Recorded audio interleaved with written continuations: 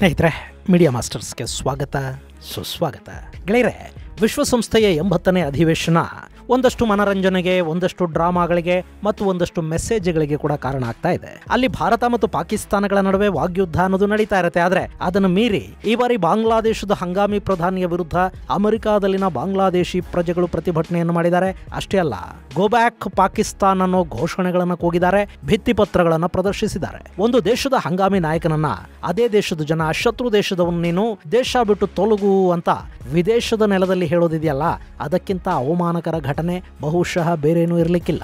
ಇನ್ನು ಇದೇ ಸಂದರ್ಭದಲ್ಲಿ ಇಸ್ರೇಲ್ನ ಪ್ರಧಾನಿ ನೇತನ್ಯಾಹು ಭಾಷಣ ಶುರು ಮಾಡ್ತಿದ್ದಂತೆ ಅರ್ಧ ಸಭೆ ಖಾಲಿಯಾಗಿದೆ. ಆದರೆ ಅಲ್ಲಿದ್ದವರಿಗಾಗಿ ಅಥವಾ ಎದ್ದು ಹೋದವರಿಗಾಗಿ ನಾನು ಭಾಷಣ ಮಾಡ್ತಾ ಇಲ್ಲ. ಏನು ಹೇಳಬೇಕೋ ಅದನ್ನ ಹೇಳ್ತೀನಿ ಮತ್ತು ಅದು ಯಾರಿಗೆ ತಲುಪಬೇಕೋ ಅವರಿಗೆ ಖಂಡಿತ ತಲುಪುತ್ತೆ, ತಲುಪಿಸೋದು ನಮಗೆ ಗೊತ್ತಿದೆ ಅನ್ನೋ ಸ್ಟೈಲಲ್ಲಿ ನೇತನ್ಯಾಹು ಮಾತಾಡಿದ್ದಾರೆ. ಇನ್ನು ಅವರ ಪ್ರಖರ ಭಾಷಣಗಳ ಜೊತೆ ಅಲ್ಲೊಂದು ಕ್ವಿಜ್ ಕಾರ್ಯಕ್ರಮವನ್ನು ಕೂಡ ನಡೆಸಿಕೊಟ್ಟಿದ್ದಾರೆ. ಈ ಮೂಲಕ ಪಾಲಸ್ತೀನಿಗೆ ಬೆಂಬಲ ಕೊಡ್ತಾ ಇರುವ ದೇಶಗಳು ಹಾಗೂ ಅರಬ್ ನೆಲದ ದೇಶಗಳಿಗೆ ಕೂಡ ಹಮಾಸ್, ಹೆಜ್ಬುಲ್ಲಾ, ಅಲ್ ಖೈದಾಗಳು ಹೇಗೆ ಅವರ ಶತ್ರುಗಳು ಅನ್ನೋದನ್ನ ತೋರಿಸಿಕೊಡೋ ಪ್ರಯತ್ನವನ್ನ ಅವರು ಮಾಡಿದ್ದಾರೆ. ಹಾಗಾದ್ರೆ ವಿಶ್ವಸಂಸ್ಥೆಯ ಸಾಮಾನ್ಯ ಸಭೆಯ ವಿಶೇಷಗಳೇನು? ಬನ್ನಿ ನೋಡೋಣ.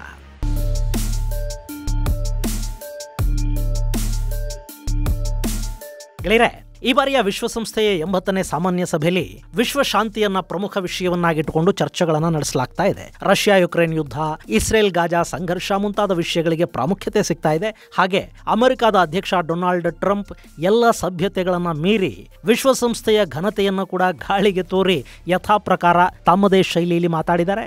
ಅಲ್ಲಿ ಅಮೆರಿಕಾನೇ ಗ್ರೇಟು ಅಂತ ಹೇಳ್ತಾ ವಿಶ್ವಸಂಸ್ಥೆ ಅನ್ನೋದೊಂದು ನಿಷ್ಪ್ರಯೋಜಕ ಸಂಸ್ಥೆ ಅನ್ನೋ ಮಾತುಗಳನ್ನು ಕೂಡ ಟ್ರಂಪ್ ಹೇಳಿ ಬಂದಿದ್ದಾರೆ. ಜೊತೆಗೆ ನಾನು ಜಾಗತಿಕ ಶಾಂತಿಯ ಪ್ರವರ್ತಕ, ಶಾಂತಿ ದೂತ, ಹೀಗಾಗಿ ನನಗೆ ನೊಬೆಲ್ ಪ್ರಶಸ್ತಿಯನ್ನ ಕೊಡಲೇಬೇಕು ಅಂತ ಕೂಡ ಅಲ್ಲೇ ಕೇಳಿದ್ದಾರೆ. ಬಹುಶಃ ಅಮೆರಿಕ ತನ್ನ ಇತಿಹಾಸದಲ್ಲೇ ಇಂಥ ಎಲ್ಲಾ ಬಿಟ್ಟ ನಾಯಕನನ್ನು ನೋಡಿರಲಿಲ್ವೇನೋ, ಈಗ ಅವರಿಗೆ ಆ ಅದೃಷ್ಟ ಕೂಡ ಸಿಕ್ಕಿದೆ. ಇನ್ನು ಇದೇ ಸಂದರ್ಭದಲ್ಲಿ ಬಾಂಗ್ಲಾದೇಶದ ಹಂಗಾಮಿ ಪ್ರಧಾನಿ ಯೂನಸ್ ವಿರುದ್ಧ ಅಲ್ಲಿ ಪ್ರತಿಭಟನೆಗಳು ನಡೆದಿವೆ. ವಿಶ್ವಸಂಸ್ಥೆಯ ಸಾಮಾನ್ಯ ಸಭೆಯಲ್ಲಿ ಭಾಗವಹಿಸೋದಕ್ಕೆ ಬಂದಿದ್ದ ಬಾಂಗ್ಲಾದ ಹಂಗಾಮಿ ಯೂನಸ್ ಅಲ್ಲಿ ಮಗಳನ್ನ ಕರ್ಕೊಂಡು ಹೋಗಿ ಡೊನಾಲ್ಡ್ ಟ್ರಂಪ್ ಅವರನ್ನ ಭೇಟಿ ಮಾಡಿ ಬಂದಿದ್ದಾನೆ. ಹಾಗೆ ಮಾಧ್ಯಮವೊಂದರ ಸಂದರ್ಶನದಲ್ಲಿ ಕೂಡ ಭಾರತದ ವಿರುದ್ಧ ಮತ್ತೆ ವಿಷಾನು ಕಾರಿದ್ದಾನೆ. ಭಾರತ ಹಾಗೂ ಬಾಂಗ್ಲಾದೇಶದ ನಡುವೆ ಸಮಸ್ಯೆಗಳಿವೆ. ನಮ್ಮ ವಿದ್ಯಾರ್ಥಿಗಳ ಪ್ರತಿಭಟನೆಯನ್ನ ಭಾರತ ಇಷ್ಟಪಡಲಿಲ್ಲ. ಭಾರತ ಹಸೀನಾಗೆ ಆಶ್ರಯ ಕೊಟ್ಟಿದೆ, ಆತಿಥ್ಯ ಕೊಡ್ತಾ ಇದೆ. ಸಾರ್ಕ್ ಆಗೋದಕ್ಕೆ ಭಾರತ ಅವಕಾಶವನ್ನು ಕೊಡ್ತಾ ಇಲ್ಲ. ಭಾರತದ ಈಶಾನ್ಯ ದೇಶಗಳು ಲ್ಯಾಂಡ್ ಲಾಕ್ ಆಗಿವೆ, ಅವುಗಳಿಗೆ ಸಮುದ್ರ ಮಾರ್ಗವನ್ನು ಕೊಡ್ತಾ ಇರೋದು ನಾವೇ. ಹೀಗಾಗಿ ಸಾರ್ಕ್ ಅನ್ನ ಮತ್ತೆ ಶುರು ಮಾಡೋದಕ್ಕೆ ಯುರೋಪಿಯನ್ ದೇಶಗಳು ಬೆಂಬಲವನ್ನು ಕೊಡಬೇಕು. ಹಿಂಗೆಲ್ಲ ಆತ ಅಲ್ಲಿ ಮಾತಾಡಿದ್ದಾನೆ. ಗೆಳೆಯರೆ, ನಮಗೆ ಲ್ಯಾಂಡ್ ಲಾಕ್ ದೇಶಗಳು ಗೊತ್ತು, ಆದ್ರೆ ಯೂನಸ್ ಲ್ಯಾಂಡ್ ಲಾಕ್ ರಾಜ್ಯಗಳ ಬಗ್ಗೆ ಮಾತಾಡ್ತಾ ಇದ್ದಾನೆ. ಹೀಗೆ ಯೂನಸ್ ಭಾರತದ ವಿರುದ್ಧ ವಿಷಾಕಾರ್ತ, ತನ್ನನ್ನು ತಾನು ಜಾಗತಿಕ ನಾಯಕನಾಗಿ ಬಿಂಬಿಸಿಕೊಳ್ಳೋದಕ್ಕೆ ಸಾಮಾನ್ಯ ಸಭೆಯಲ್ಲಿ ರೋಹಿಂಗ್ಯಾ ಸಮಸ್ಯೆಗಳ ಬಗ್ಗೆ ಮಾತಾಡ್ತಾ ಅವರಿಗೆ ಜಗತ್ತು ಸಹಾಯ ಮಾಡಬೇಕು ಅಂತ ಕೇಳ್ಕೊತಾ ಇದ್ರೆ, ಸಭೆಯ ಹೊರಗೆ ಅಮೆರಿಕಾದಲ್ಲಿ ನೆಲೆಸಿರೋ ಬಾಂಗ್ಲಾದೇಶದ ಪ್ರಜೆಗಳು ಯೂನಸ್ ವಿರುದ್ಧ ಪ್ರತಿಭಟನೆಗೆ ಇಳಿದಿದ್ರು. ನೀನು ಬಾಂಗ್ಲಾದೇಶದವನೇ ಅಲ್ಲ, ನೀನೊಬ್ಬ ಪಾಕಿಸ್ತಾನಿ, ಅಲ್ಲಿಗೆ ಹೊರಟು ಹೋಗು ಅನ್ನೋ ಘೋಷಣೆಗಳು, ಭಿತ್ತಿ ಫಲಕಗಳನ್ನು ಇಟ್ಟುಕೊಂಡಿದ್ದ ಜನ ಅಲ್ಪಸಂಖ್ಯಾತರ ಮೇಲೆ ನಡೆದ ದೌರ್ಜನ್ಯಕ್ಕೆ ನ್ಯಾಯ ಬೇಕು ಅಂತ ಕೇಳ್ತಾ ಇದ್ರು. ನೀನು ರಾಜೀನಾಮೆ ಕೊಟ್ಟು ಬಾಂಗ್ಲಾದೇಶದಲ್ಲಿ ಮೊದಲು ನ್ಯಾಯಸಮ್ಮತ ಚುನಾವಣೆಗಳನ್ನ ಮಾಡು ಅಂತ ಕೂಗುತ್ತಾ ಇದ್ರು.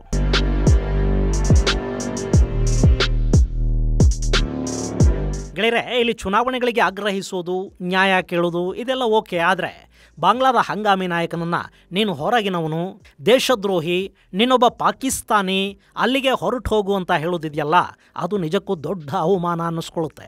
ಹಾಗೆ ಅಲ್ಲಿ ಈ ಮಾತುಗಳನ್ನು ಹೇಳೋದಕ್ಕೆ ಕಾರಣ ಕೂಡ ಇದೆ.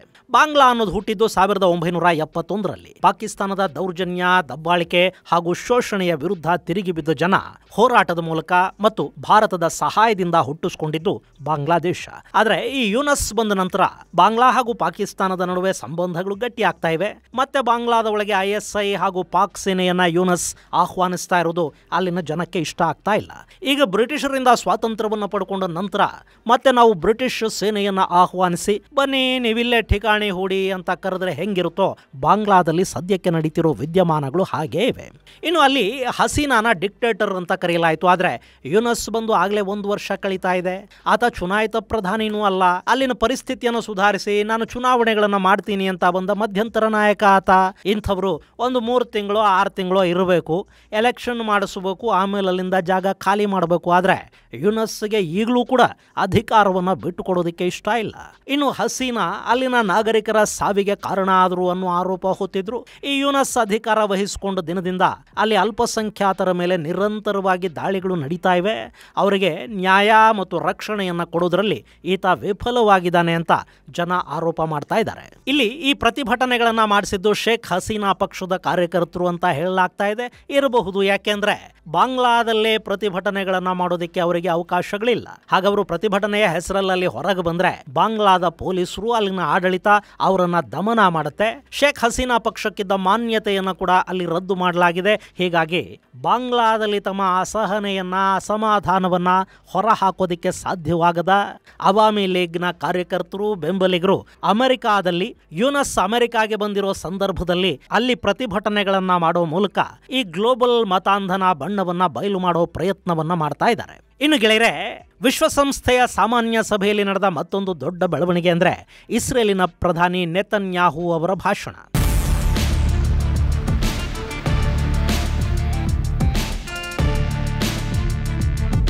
ಗೆಳೆಯರೆ, ಇಸ್ರೇಲ್ ಹಾಗೂ ಪ್ಯಾಲೆಸ್ತೈನ್ ಸಂಘರ್ಷ ಕಳೆದ 2 ವರ್ಷಗಳಿಂದ ನಿರಂತರವಾಗಿ ನಡೀತಾ ಇದೆ. 2023 ಅಕ್ಟೋಬರ್ 7 ಹಮಾಸ್ ಉಗ್ರರು ಇಸ್ರೇಲ್ ಮೇಲೆ ದಾಳಿ ಮಾಡಿದ ನಂತರ ಅಲ್ಲಿನ ಹಮಾಸ್, ಹೆಜ್ಬುಲ್ಲಾ, ಹೌತಿ ಹೀಗೆ ಸುತ್ತಮುತ್ತಲಿನ ಉಗ್ರ ಸಂತತಿಯನ್ನ ನಿರ್ಮೂಲನೆ ಮಾಡುವುದಕ್ಕೆ ಇಸ್ರೇಲ್ ನಿರಂತರ ದಾಳಿಗಳನ್ನಲ್ಲಿ ಮಾಡ್ತಾ ಇದೆ. ಈ ಸಂದರ್ಭದಲ್ಲಿ 2 ಬಾರಿ ಇಸ್ರೇಲ್ ಹಾಗೂ ಇರಾನ್ ನಡುವೆ ಸಣ್ಣ ಸಂಘರ್ಷ ಕೂಡ ಉಂಟಾಗಿ ಕದನ ವಿರಾಮವೂ ಏರ್ಪಟ್ಟಿದೆ. ಇಲ್ಲಿ ಇಸ್ರೇಲಿನ ನೆರವಿಗೆ ಅಮೆರಿಕಾನೇ ನಿಂತಿದೆ. ಮತ್ತೊಂದು ಕಡೆ ಅಮೆರಿಕದ ಅಧ್ಯಕ್ಷ ಡೊನಾಲ್ಡ್ ಟ್ರಂಪ್ ಹಾಗೂ ಯುರೋಪಿನ ನಾಯಕರ ನಡುವೆ ವೈಮನಸ್ಯ ಕೂಡ ಉಂಟಾಗ್ತಾ ಇದೆ. ಯುಕ್ರೇನ್ನ ವಿಷಯದಲ್ಲಿ ಅಮೆರಿಕದ ನಿರಾಸಕ್ತಿ ಹಾಗೂ ದ್ವಂದ್ವ ನೀತಿಗಳಿಂದ ಬೇಸತ್ತ ಫ್ರಾನ್ಸ್, ಬ್ರಿಟನ್ ಮುಂತಾದ ದೇಶಗಳು ಇಸ್ರೇಲ್ ಅನ್ನು ಮುಂದಿಟ್ಟುಕೊಂಡು ಅಮೆರಿಕಾಗೆ ಪಾಠ ಕಲಿಸೋದಕ್ಕೆ ಹೊರಟಂತೆ ಕಾಣ್ತಾ ಇದೆ.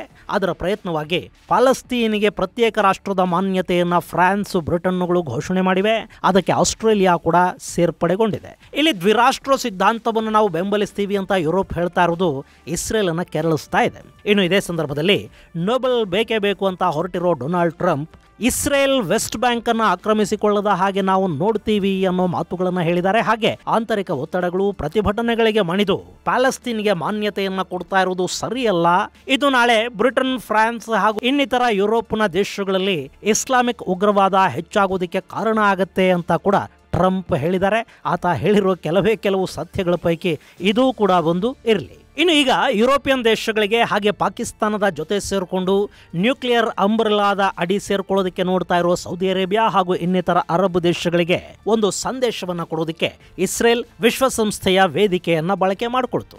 ಈ ಸಂದರ್ಭದಲ್ಲಿ ಅಮೆರಿಕ ಹಾಗೂ ಯುರೋಪಿಯನ್ ಯೂನಿಯನ್ ದೇಶಗಳ ಕಾಲೆಳೆದ ಇಸ್ರೇಲ್ನ ಪ್ರಧಾನಿ ನೆತನ್ಯಾಹು ಅಕ್ಟೋಬರ್ 7 ಇಸ್ರೇಲಿನ ಮೇಲೆ ಭಯಾನಕ ದಾಳಿ ಮಾಡಿದ ಹಮಾಸ್ ಉಗ್ರರನ್ನ ಖಂಡಿಸೋ ಬದಲು ಆ ದಾಳಿಗೆ ಪ್ರತಿಫಲ ಅನ್ನೋ ಹಾಗೆ ಪ್ಯಾಲೆಸ್ತೀನಿಗೆ ಮಾನ್ಯತೆಯನ್ನು ಕೊಡೋದು, ಇಸ್ರೇಲಿನ ಪಕ್ಕದಲ್ಲಿ ಭಯೋತ್ಪಾದಕ ರಾಷ್ಟ್ರವೊಂದರ ಸ್ಥಾಪನೆಗೆ ಸಹಾಯ ಮಾಡೋದಿದೆಯಲ್ಲ, ಇದು ಅಮೆರಿಕ ಮೇಲೆ ಅಲ್ ಖೈದಾ ದಾಳಿ ಮಾಡಿದ ನಂತರ ಅಮೆರಿಕಾದ ಪಕ್ಕದಲ್ಲೇ ಅಲ್ ಖೈದಾಗೂ ಒಂದು ದೇಶ ಕಟ್ಕೊಟ್ಟ ಹಾಗೆ ಅಂತ ಹೇಳ್ತಾ ಅಮೆರಿಕ ಮತ್ತು ಪಶ್ಚಿಮದ ದೇಶಗಳ ಹಿಪಾಕ್ರಸಿಯನ್ನ ಅಲ್ಲಿ ಲೇವಡಿ ಮಾಡಿದ್ದಾರೆ.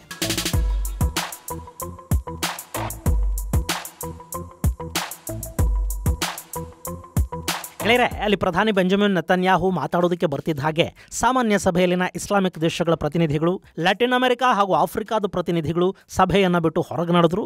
ನಮ್ಮಲ್ಲಿ ವಿಧಾನಸಭೆ ಹಾಗೂ ಪಾರ್ಲಿಮೆಂಟ್ಗಳಲ್ಲಿ ಪ್ರತಿಪಕ್ಷಗಳ ಸದಸ್ಯರು ವಾಕೌಟ್ ಮಾಡ್ತಾರಲ್ಲ, ಥೇಟ್ ಹಾಗೆ ಅಲ್ಲಿ ಕೂಡ ಇಸ್ರೇಲ್ ಅನ್ನ ವಿರೋಧಿಸುವ ದೇಶಗಳು ಸಭೆ ಬಿಟ್ಟು ಎದ್ದು ಹೊರ ನಡೆದು. ಆದರೆ ಈ ವಾಕೌಟ್ ಅನ್ನೋದು ನೆತನ್ಯಾಹು ಅವರ ಮೇಲೆ ಯಾವ ಪ್ರಭಾವವನ್ನು ಬೀರಲಿಲ್ಲ. ಬಹುಶಃ ಇದನ್ನು ಅವರು ಮೊದಲೇ ನಿರೀಕ್ಷೆ ಮಾಡಿದ್ರು ಅನ್ಸುತ್ತೆ. ಈ ಹಿಂದೆ ರಷ್ಯಾದ ವಿದೇಶಾಂಗ ಸಚಿವರು ಮಾತನಾಡೋದಕ್ಕೆ ನಿಂತಾಗ ಯುರೋಪಿಯನ್ ದೇಶಗಳು ಹಾಗೂ ಯುಕ್ರೇನನ್ನ ಬೆಂಬಲಿಸುವ ದೇಶಗಳು ಕೂಡ ಹೀಗೆ ಮಾಡ್ತಾ ಇದ್ವಲ್ವಾ, ಅದೇ ನೆತನ್ಯಾಹು ಅವರಿಗೆ ಕೂಡ ಈಗ ಆಯ್ತು. ಆದ್ರೆ ಅವರ ಗುರಿ ಅಲ್ಲಿ ಎದ್ದು ಹೋದವರು ಅಥವಾ ಕೂತವರು ಆಗಿರಲಿಲ್ಲ. ಜಗತ್ತಿನ ನಾನಾ ದೇಶಗಳಲ್ಲಿನ ಜನರನ್ನ ಗುರಿಯಾಗಿಸಿಕೊಂಡು ಅವರಲ್ಲಿ ಸುಮಾರು 40 ನಿಮಿಷಗಳ ಭಾಷಣವನ್ನು ಮಾಡಿದ್ರು. ನಾವು ಇರಾನಿನ ನ್ಯೂಕ್ಲಿಯರ್ ಹಾಗೂ ಮಿಸೈಲ್ ಪ್ರೋಗ್ರಾಮ್ ಅನ್ನ ಮುಂದಕ್ಕೆ ಹೋಗದ ಹಾಗೆ ತಡೆದಿದ್ದೀವಿ ಅಂತ ಹೇಳ್ಕೊಂಡ್ರು. ಇರಾನ್ ಅನ್ನೋದು ಹೇಗೆ ತನ್ನ ಪ್ರಾಕ್ಸಿಗಳ ಮೂಲಕ ಇಡೀ ಮಧ್ಯಪ್ರಾಚ್ಯವನ್ನ ವ್ಯಾಪಿಸಿಕೊಳ್ತಾ ಇತ್ತು ಅನ್ನೋದನ್ನ ಮ್ಯಾಪ್ ಮೂಲಕ ತೋರಿಸಿದ್ರು. ಬಂದ್ರು. ಇಲ್ಲಿ ಇರಾನ್ ಬಗ್ಗೆನೇ ಯಾಕೆ ಹೇಳ್ತಾ ಬಂದ್ರು ಅಂದ್ರೆ, ಇರಾನ್ ಅನ್ನೋದು ಒಂದು ಶಿಯಾ ದೇಶ. ಅರಬ್ ನೆಲದಲ್ಲಿನ ಸುನ್ನಿ ಮುಸ್ಲಿಮರು ಇವತ್ತಿಗೂ ಈ ಶಿಯಾಗಳನ್ನ ಶತ್ರುಗಳು ಅಂತಲೇ ಭಾವಿಸ್ತಾರೆ. ಹಾಗೆ ಇರಾನ್ ತನ್ನ ಪ್ರಾಕ್ಸಿಗಳ ಮೂಲಕ ಇಡೀ ಸೌದಿ ಅರೇಬಿಯಾನ ತನ್ನ ಹಿಡಿತಕ್ಕೆ ತಗೋಬೇಕು, ಅಲ್ಲಿ ಎಲ್ಲ ರೀತಿಯ ಅಲ್ಲಕಲ್ಲೋಲಗಳನ್ನ ಮಾಡಿಸಿ ಅವರ ಶಕ್ತಿಯನ್ನ ಕುಗ್ಗಿಸಬೇಕು ಅಂತ ಪ್ರಯತ್ನ ಪಡುತ್ತೆ. ಈ ಹಿಂದೆ ಅರಬ್ ಸ್ಪ್ರಿಂಗ್ ನಡೀತಲ್ಲ, ಅದರಲ್ಲಿ ಕೂಡ ಇರಾನ್ನ ಕೈವಾಡ ಇತ್ತು. ಯಮನ್ನ ಹೌತಿಗಳು, ಲೆಬನಾನ್ನ ಹೆಜ್ಬುಲ್ಲಾಗಳ ಹಿಂದಿರೋದು ಕೂಡ ಇದೇ ಇರಾನ್ನೇ. ಹೀಗಾಗಿ ಇರಾನ್ ಅನ್ನ ನಾವು ನಿಯಂತ್ರಿಸ್ತಾ ಇದೀವಿ, ಆ ಮೂಲಕ ನಿಮಗೂ ಸಹಾಯ ಮಾಡ್ತಾ ಇದೀವಿ ಅನ್ನೋದನ್ನ ಅರಬ್ ದೇಶಗಳಿಗೆ ಹೇಳೋ ಪ್ರಯತ್ನವನ್ನ ನೆತನ್ಯಾಹು ಇಲ್ಲಿ ಮಾಡಿದ್ರು. Half the Houthi leadership in Yemen gone. Yahya Sinwar in Gaza gone. Hassan Nasrallah in Lebanon gone. The Assad regime in Syria gone. Those militias in Iraq, well, they're still deterred, and their leaders, if they attack Israel, will also be gone. Iran's top military commanders and its top atomic bomb scientists, well, they're gone too. ನಾವು ಕೊಂದಿದ್ದೆಲ್ಲ ಉಗ್ರರನ್ನ ಮತ್ತು Iran ಬೆಂಬಲಿತ ಉಗ್ರ ನಾಯಕರನ್ನ ಅನ್ನೋದನ್ನ ಹೇಳ್ತಾ, ಯಮನ್ನಲ್ಲಿನ 50% ಹೌತಿಗಳನ್ನ ನಾವು ಕೊಂದು ಹಾಕಿದೀವಿ ಅಂತ ಹೇಳೋ ಮೂಲಕ ನೀವು ದಶಕಗಳಿಂದ ನಿಯಂತ್ರಿಸೋದಕ್ಕೆ ಸಾಧ್ಯವಾಗದ ಹೌತಿಗಳನ್ನ ನಾವು ಅರ್ಧದಷ್ಟು ಮುಗಿಸಿದೀವಿ, ಆ ಮೂಲಕ ನಿಮಗೆ ನಾವು ಸಹಾಯ ಮಾಡಿದೀವಿ ಅನ್ನೋ ಮೆಸೇಜ್ ಅನ್ನ ಸೌದಿ ಅರೇಬಿಯಾಗೆ ಇಲ್ಲಿ ಬೆಂಜಮಿನ್ ನೆತನ್ಯಾಹು ಕೊಟ್ಟರು. ಹಾಗೆ ಒಂದು ಕ್ವಿಜ್ ಕಾರ್ಯಕ್ರಮವನ್ನು ಕೂಡ ನೆತನ್ಯಾಹು ಅಲ್ಲಿ ಮಾಡಿದ್ರು. Who shouts death to America? A. Iran, B. Hamas, C. Hezbollah, D. the Houthis, or E. all of the above? Correct, all of the above. Who has murdered Americans and Europeans in cold blood? A. Al-Qaeda, B. Hamas, C. Hezbollah, D. Iran, or E. all of the above? Correct. ಗೆಳೆಯರೆ, ಇಲ್ಲಿ Netanyahu ಅವರ ಭಾಷಣ ಇದೆಯಲ್ಲ, ಇದು ಗಾಜಾದಲ್ಲಿ ಹಾಗೂ West bank ಅಲ್ಲಿ live ಪ್ರಸಾರ ಆಗೋ ಹಾಗೆ ನೋಡಿಕೊಳ್ಳಲಾಗಿತ್ತು. ಅದಕ್ಕೆ ಇಸ್ರೇಲ್ ಎಲ್ಲ ವ್ಯವಸ್ಥೆಗಳನ್ನು ಮಾಡಿತ್ತು. ಈ ಮೂಲಕ ನೆತನ್ಯಾಹು ಯಾರನ್ನ ತಲುಪಬೇಕಿತ್ತೋ ಅವರನ್ನ ತಲುಪಿದ್ರು. ಅಷ್ಟೇ ಅಲ್ಲ, ಗಾಜಾ ಸಂಘರ್ಷ ಅನ್ನೋದು ಇಡೀ ಗಾಜಾನ ಇಸ್ರೇಲ್ ಸಂಪೂರ್ಣವಾಗಿ ಆಕ್ರಮಿಸಿಕೊಳ್ಳುವವರೆಗೆ ನಿಲ್ಲೋದಿಲ್ಲ ಅನ್ನೋ ಸಂದೇಶವನ್ನೂ ಕೊಟ್ಟರು. ಇಲ್ಲಿ ನೆತನ್ಯಾಹು ಮಾತುಗಳನ್ನು ಕೇಳಿದ ನಂತರ ಅನ್ಸೋದೇನು ಅಂದ್ರೆ, ಟ್ರಂಪ್ಗೆ ಯಾವುದೇ ಕಾರಣಕ್ಕೂ ನೊಬೆಲ್ ಸಿಗೋದಿಲ್ಲ. ಅಷ್ಟೇ ಅಲ್ಲ, ಮಧ್ಯಪ್ರಾಚ್ಯದ ಸಂಘರ್ಷ ಅನ್ನೋದು ಸದ್ಯಕ್ಕೆ ನಿಲ್ಲೋದು ಇಲ್ಲ. ಅದು ಇಷ್ಟರಲ್ಲೇ ಇಸ್ರೇಲ್ ಹಾಗೂ ಇರಾನ್ ನಡುವೆ ಇನ್ನೂ ಒಂದು ದೊಡ್ಡ ಸಂಘರ್ಷಕ್ಕೆ ಕಾರಣವಾಗುವ ಸಾಧ್ಯತೆಗಳು ಕೂಡ ಅಲ್ಲಿ ಕಾಣ್ತಾ ಇವೆ. ಇಸ್ರೇಲ್ ತಾನು ಏನು ಮಾಡಬೇಕು ಅಂದುಕೊಂಡಿದೆಯೋ ಅದನ್ನ ಮಾಡದೆ ಬಿಡೋ ಹಾಗೆ ಕಾಣ್ತಾ ಇಲ್ಲ. ಇನ್ನು ಇಲ್ಲಿ ಟ್ರಂಪ್ ಕನ್ನಡಿಯ ಗಂಟಿನಂಥ ನೊಬೆಲ್ನ ಹಿಂದೆ ಬಿದ್ದು ಇಸ್ರೇಲಿನ ಹಿತಾಸಕ್ತಿಗಳನ್ನ ಮರೆತರೆ ಅಮೆರಿಕಾದಲ್ಲಿ ರಿಪಬ್ಲಿಕನ್ನರು ಹಾಗೂ ಯಹೂದಿ ಲಾಬಿಗಳ ಒತ್ತಡಕ್ಕೆ ಟ್ರಂಪ್ ಈಡಾಗಬೇಕಾಗಿ ಬರುತ್ತೆ ಮತ್ತು ಮುಂದಿನ ಚುನಾವಣೆಗಳಲ್ಲಿ ಇದು ರಿಪಬ್ಲಿಕನ್ನರ ರಾಜಕೀಯ ಭವಿಷ್ಯವನ್ನು ಕೂಡ ಡೋಲಾಯಮಾನ ಸ್ಥಿತಿಗೆ ತಗೊಂಡು ಬರುತ್ತೆ. ಹೀಗಾಗಿ ಡೆಮೊಕ್ರೆಟಿಕ್ರು ಹಾಗೂ ರಿಪಬ್ಲಿಕನ್ನರು ಒಟ್ಟಾಗಿ ಇಸ್ರೇಲಿನ ಬೆಂಬಲಕ್ಕೆ ನಿಲ್ಲೋ ಸಾಧ್ಯತೆಗಳಲ್ಲಿ ಕಾಣ್ತಾ ಇವೆ. ಯಾಕೆಂದ್ರೆ ಅಮೆರಿಕಾದಲ್ಲಿ ಯಹೂದಿಗಳ ಲಾಬಿ ಅನ್ನೋದು ತುಂಬಾ ದೊಡ್ಡ ಮಟ್ಟದಲ್ಲಿ ಕೆಲಸ ಮಾಡುತ್ತೆ. ಇದು ಗೆಳೆಯರೆ, ಸಾಮಾನ್ಯ ಸಭೆಯ ಸಂದರ್ಭದಲ್ಲಿ ನಡೀತಿರೋ ಹೈಡ್ರಾಮಾ ಮತ್ತು UNGA ಮೂಲಕ ಇಸ್ರೇಲ್ನ ಪ್ರಧಾನಿ ನೆತನ್ಯಾಹು ಕಳುಹಿಸಿಕೊಡ್ತಾ ಇರೋ ಮೆಸೇಜ್ ಕುರಿತಾದ ಒಂದಷ್ಟು ಮಾಹಿತಿ. ಮುಂದಿನ ಸಂಚಿಕೆಯಲ್ಲಿ ಮತ್ತಷ್ಟು ವಿಶೇಷಗಳ ಜೊತೆ ಮತ್ತೆ ಭೇಟಿಯಾಗೋಣ. ಅಲ್ಲಿವರೆಗೆ ಜೈ ಹಿಂದ್, ಜೈ ಕರ್ನಾಟಕ.